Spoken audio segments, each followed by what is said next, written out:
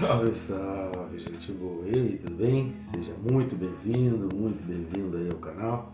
Nesse vídeo a gente vai falar a respeito do seguinte: um juízo necessário. Vamos comigo? Então vejam.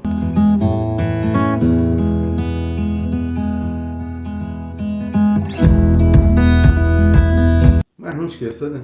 A gente já vai falar sobre o assunto, mas não esqueça de se inscrever e tocar no sininho.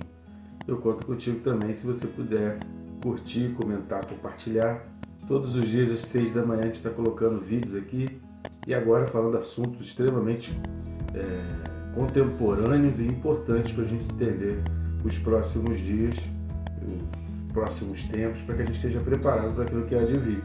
Então compartilhe, querido, envia esse link aí para o maior número de pessoas possíveis, para que a palavra de Deus alcance toda a terra. Posso contar contigo nessa missão?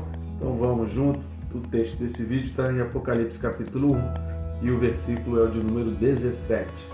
Apocalipse 1, 17 diz assim: Quando o vi, caí a seus pés como morto.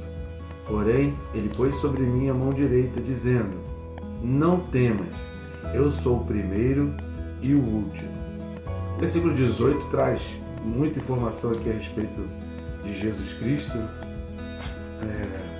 É bem grande a quantidade de informação aí do versículo 18, então a gente não vai emendar, mas se você quiser continuar lendo, você vai verificar aí, o ponto ele está no ponto continuativo, ele está exatamente no final do versículo 18. Mas entendendo o contexto aqui, se você assistiu os vídeos anteriores aí, tem assistido Apocalipse aí desde o início, você vai entender aqui que João está diante de Jesus. A gente falou também no vídeo passado que há muita semelhança entre aquilo que João estava vendo aqui e o que ele viu lá em Mateus 17, no Monte da Transfiguração.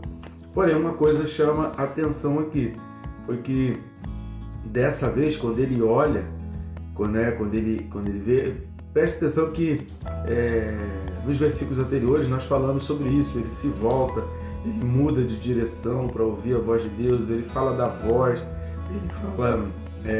usa duas expressões muito fortes aí para falar a respeito da voz de muitas águas, voz de trombeta. Ele usa essa questão para dar esse indicativo de que realmente a voz de Deus era bem audível, bem clara, bem forte e possível de distinguir perante as outras vozes. E isso está inteiramente ligado exatamente com esse versículo, quando ele fala que ele ouviu. Então a voz ela se torna inconfundível quando a gente realmente vê, quando a gente vê Jesus. E aqui a expressão cair a seus pés como morto, o livro de Apocalipse ele vai terminar o livro falando do juízo final. Depois do juízo final, então aqueles que estão em Cristo habitarão um novo céu, nova terra, e aqueles que não estão em Cristo serão lançados no fogo eterno junto com o diabo e seus anjos. Essa é a determinação do juízo final. Só que é interessante porque a Bíblia fala do juízo final, do último juízo, ou seja, após aquele não há mais nenhum juízo. Mas quando a gente está diante de Jesus Cristo, quando a gente está diante da palavra, e a gente pode ver Jesus através dos relatos, através da palavra, através daquilo que a palavra de Deus nos informa. Isso precisa ser para nós como um juízo a respeito da nossa própria vida. O que é um juízo? Um juízo é um julgamento, um juízo é ponderar aquilo que é certo e aquilo que é errado. Um juízo é colocar na mesa aquilo que a gente está fazendo de certo, aquilo que a gente está fazendo de errado, aquilo em que a gente precisa melhorar, aquilo que a gente precisa abandonar, coisas que a gente precisa inserir na nossa vida e substituindo outras coisas que a gente precisa tirar da nossa vida. Esse juízo ele é fundamental e toda vez que a gente está diante da palavra de Deus, toda vez que a palavra de Deus nos aponta, a gente precisa fazer esse juízo. Então esse é um juízo necessário e é muito interessante. À medida que a gente vai vendo versículo a versículo Apocalipse, a gente vai ficando assim maravilhado com a didática de Deus e a forma de Deus mostrar, porque antes que ele mostre todas as coisas que iriam realmente acontecer, algumas coisas trágicas, porque tragédias vão acontecer, porque o homem é mau. Por que existe tanta gente mal? Por que muitas pessoas são ruins? Por que existe tanta ruindade? Porque o povo não quer saber de Deus. Porque quando a gente fala de Deus, quando a gente fala para poder parar para assistir um vídeo de 10 minutos, 15 minutos a respeito da palavra de Deus, as pessoas não querem, mas elas ficam 3, 4, 5, 6, eu já vi gente ficando 12 horas parado na frente da televisão assistindo séries que só trazem ensinamentos demoníacos. As pessoas não têm noção que ensinamentos demoníacos têm consequências individuais e coletivas. Então, nada contra assistir série, tá? Por favor, não entenda que eu estou aqui querendo que você viva uma vida completamente desligada das coisas do mundo. A questão é, quais são as prioridades? Por que 15 minutos aprendendo da palavra de Deus é cansativo, é desgastante? Eu não consigo tempo, mas consigo ficar 6 horas, 4, 8, 12 horas diante de uma tela, de uma TV, de um celular, de um tablet ou de um notebook, assistindo séries, episódios um atrás do outro. Então é um juízo que a gente precisa fazer, e esse juízo é necessário antes do juízo final, porque lá no juízo final Deus vai falar pra gente: você teve a oportunidade de pesar antes, agora não é mais a hora de você dizer para mim as tuas dificuldades, os teus problemas e o quanto você está disposto a sacrificar por mim, porque agora o teu tempo e a tua oportunidade já passou. Então o juízo é necessário agora, enquanto a gente tem a oportunidade. A carta aos Hebreus vai dizer, mencionando um texto também do Antigo Testamento, no tempo que se chama hoje. Hoje é o dia da gente fazer esse juízo. E diferentemente do que aconteceu lá em Mateus 17, a reação de João aqui diante do mesmo Jesus, numa imagem muito parecida com a que ele viu lá no Monte da Transfiguração, a reação dele aqui foi completamente diferente. Ele diz que ele caiu aos pés de Jesus Cristo e caiu como se estivesse morto, ou seja, sem forças, sem ar, já não era mais o mesmo. Só que aquele que estava diante dele, que era o Jesus Cristo, pôs a mão direita sobre ele, a mesma mão direita que tinha as 7 estrelas, a mesma mão direita que continha 7 estrelas. Isso vai mostrar que a ação de Deus na direção da minha vida, na direção da tua vida, não muda o controle dele diante da história e do governo dele. Vocês estão entendendo? Porque o versículo anterior diz que na mão dele, na mão direita, o versículo 16 diz que na mão direita tinham as 7 estrelas. O versículo 20 vai explicar o que são essas 7 estrelas. Mas no versículo 16 diz que na mão dele tem as 7 estrelas. Estar na mão significa estar entregue, ter o domínio. E essa mesma mão direita que domina, que governa, que dirige e que controla todas as coisas, é a mesma mão direita que toca João. Ou seja, a ação dele na minha direção e na tua não interrompe o governo dele na história.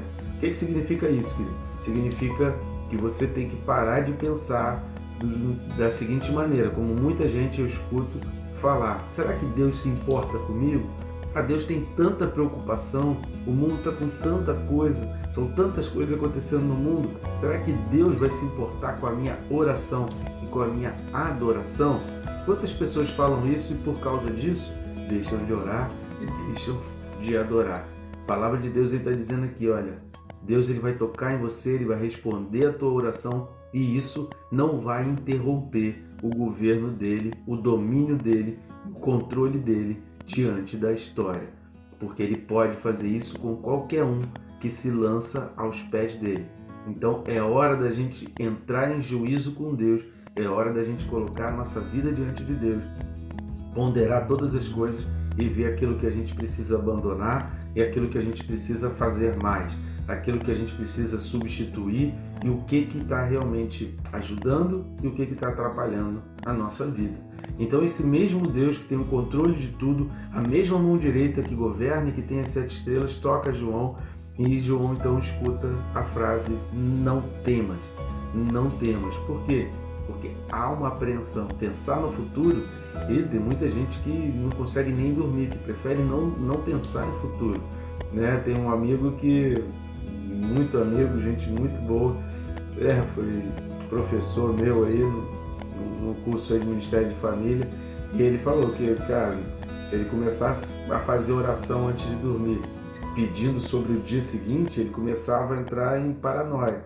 Então, para ele conseguir dormir tranquilo, ele teve que começar a agradecer pelo que passou e não pedir pelo futuro, porque pensar no futuro gera um transtorno. Nós vivemos um mundo assim, cada um de nós, eu, você, todo mundo, o futuro às vezes amedronta, principalmente diante, né, dos noticiários, do contexto, do caminho, do rumo que a gente está vendo que o mundo está tomando, apontando para o que está em Apocalipse. Entenda bem, querido, a gente fala do caminho que o mundo está tomando, mas está tudo caminhando, e você vai ver aqui, principalmente a partir do capítulo 4, você vai ver que está tudo caminhando na direção do que Apocalipse está prevendo. São coisas ruins, são coisas que ainda vão piorar, tem coisas que a gente pensa que está ruim, mas ainda vai piorar. Tudo na direção daquilo que a Bíblia registrou. E nada foge ao controle de Deus. Jesus está advertindo isso, não temas, porque a mesma mão direita que governa todas as coisas, a mesma mão direita que tem um poder de domínio sobre todas as coisas, ela toca um indivíduo. Ou seja, não interrompe, nada interrompe o governo de Jesus Cristo. Só esteja preparado, só entre em juízo, porque em breve tudo isso vai acontecer. E por fim, João termina aqui dizendo, olha, Jesus Cristo fala para ele, eu sou o primeiro e o último. Aí no versículo 18, que é o próximo vídeo, a gente vai falar sobre outras características que o próprio Jesus fala. Quando ele diz aqui, eu sou o primeiro e o último, a gente precisa entender que Jesus aqui está se igualando a Deus. Jesus aqui está se colocando no mesmo pé de igualdade de Deus. Por quê? Porque lá no versículo 8, em outros textos aqui de Apocalipse, essa expressão do primeiro e último, que é a mesma coisa que o alfa e o ômega, está se referindo ao Pai. Então Jesus aqui está dizendo, nós somos a mesma natureza, nós somos um. Eu e o Pai somos um. Isso a gente não pode duvidar. Jesus Cristo e Deus são um. E por que isso é importante, querido? Preste atenção nisso aqui. Por que isso é importante? Porque Satanás vai vir exatamente, como é que se diz? Imitando, modelando o parâmetro de Deus. Então, se existe uma trindade divina, e se a gente não consegue entender a trindade divina, é um primeiro passo para a gente ser facilmente enganado pela trindade satânica. Então, o diabo ele vai vir como pai, como filho e como um espírito que vai pairar sobre as pessoas e que vai fazer até muitos milagres. Apocalipse revela que o diabo vai fazer sinais e prodígios tremendos. Se a gente não tiver ligado nisso aqui, entendido disso aqui, vai se confundir. Então, no futuro, vai acabar sendo enganado. Então, quando Jesus diz, eu sou o primeiro e o último, é o mesmo que o alfa e o ômega. Ele está dizendo, eu sou Deus, nós somos da mesma natureza, nós caminhamos em unidade e os propósitos são o mesmo. Quando ele fala, não temas, significa, em mim você pode confiar. João, as coisas vão piorar, as coisas vão desabar, mas fica comigo, porque comigo, ou melhor, em mim, é o que João fala no início, do capítulo 1 aqui, em Jesus, ele se achou em Jesus, ali você pode se refugiar, ali você pode se proteger e ali você pode ficar tranquilo. Fora de Jesus, querido, não há tranquilidade e as coisas vão piorar. E quando ele fala de cair aqui aos pés, esse juízo é uma que a gente pode chamar aqui de adoração espontânea. Espontânea diante de um poder majestoso, grandioso e incomparável.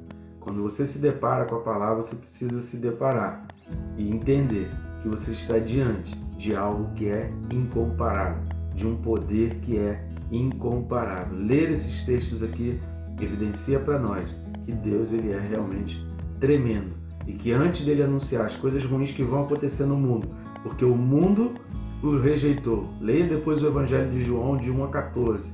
Evangelho de João, capítulo 1, versículos de 1 a 14. O mundo não o recebeu e o mundo não quer receber. Você quer receber?